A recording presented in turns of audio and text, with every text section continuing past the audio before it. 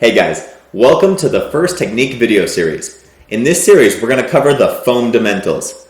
That's going to give you a base that you can build on to become a cosplay master and avoid the common mistakes that many people make when starting off. If you've worked with foam before, you may be tempted to skip ahead, but I'd advise you to stick with me. Sometimes, going back to the basics can be exactly what you need to up your game.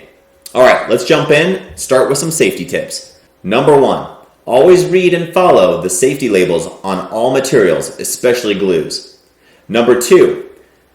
Always be careful whenever you're working with knives, scissors, and other sharp objects. Number 3. You're going to be working with hot items as well, like hot glue guns, heat guns, soldering irons, and many other things. So make sure to wear proper gear to prevent burns. Number 4. Protect your lungs.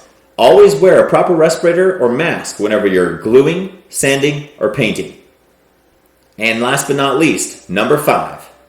Always, and I mean always, have fun. Alright, so let's recap.